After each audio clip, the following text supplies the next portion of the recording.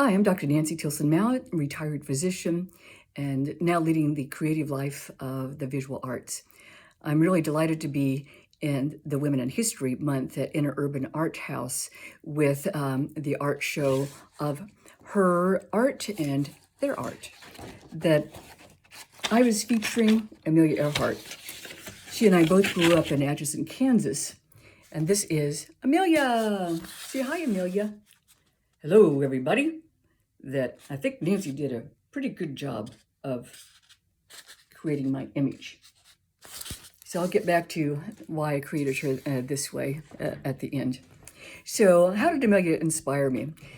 Again, we both grew up in Atchison, and she left, and we both left kind of in our early teenage years. She lived in a house with her grandparents that overlooked the bluffs of the Missouri River. And I think she had the dreams that I had. When I was 10 years old, I had a paper route that ended on her grandparents' front steps. And I would sit there and watch the sunrise over the Missouri River and look at the rolling hills beyond and think, what's beyond those hills? And I'm going to explore them and see the world. And I think of Sacagawea probably also fantasizing about Lewis and Clark that landed there in Atchison. In Sacagawea. I would pretend to be Sacagawea and explore the bluffs in front of Amelia's house, and I'm sure she did too. Pretending I was Sacagawea, and I had a bow and arrow that I pretended to shoot prey and pick up roots and berries to feed the men in the exploration. Then in third grade, I read a children's book biography and discovered that she was a tomboy. And I was a tomboy. She and her sister wore pantaloons to be able to run and jump and play and climb trees and explore. So I think her parents were quite liberal at that time in the the late Victorian, the turn of the century era. And my parents just let me do what I wanted to do. I loved to wear my brother's hand-me-downs of flannel shirts, blue jeans, and I always wore a ball cap. Of course, that changed when I got to be a teenager and was aware that that I was definitely a woman, and so things change. So in high school, Amelia apparently moved around quite a bit. Her father was in the railroad and was stationed in different places around the country. To her advantage, she saw in many areas of the country, but went to many different schools, ending up in Chicago after her parents' divorce. And in high school, she was described as a loner. She loved science and still wore masculine clothes. But she definitely was a natural feminist. Amelia did what she wanted to do, that she led her own life without she wasn't confined to what society told her she should be, or she did her own thing. I really admired that. I struggled a lot with society's ideas of feminism. In high school, I became a bookworm, read about feminism, the feminist mystique, and realized the history of women's suppression that I hadn't realized before. I played with the guys, basketball, everything, until I was 13. The summer I was 13 was really upsetting. The boys outgrew me. They were stronger and taller. And my parents told me I couldn't be a professional baseball player. That's what my life dream had been. So I sat down with myself and said, well, I'm as smart as anybody. I'm as smart as the boys.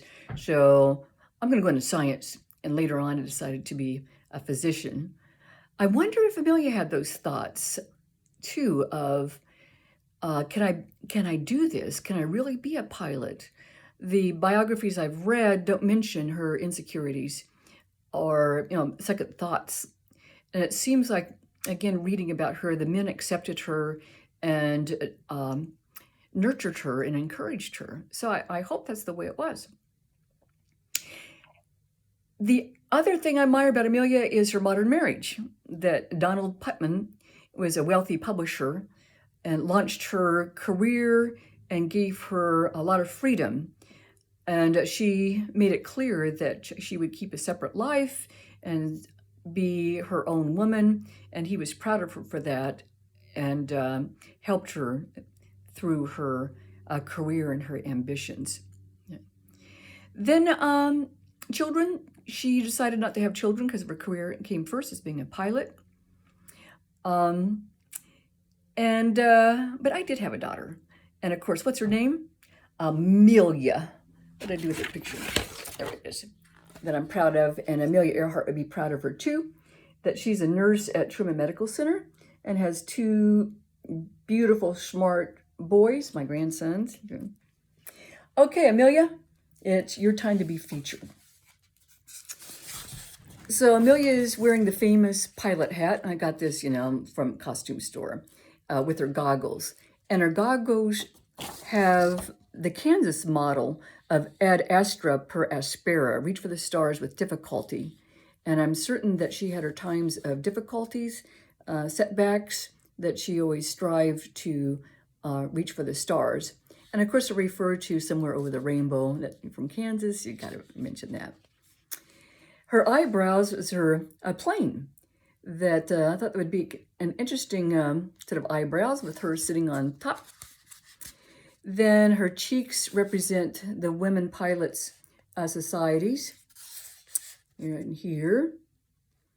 Then on her neck, I put the Atchison Topeka Santa Fe Railroad. That was, of course, in Atchison. Interesting enough, her father never worked for them. He worked for other railroads, but the railroad was a big part of her and her family's life.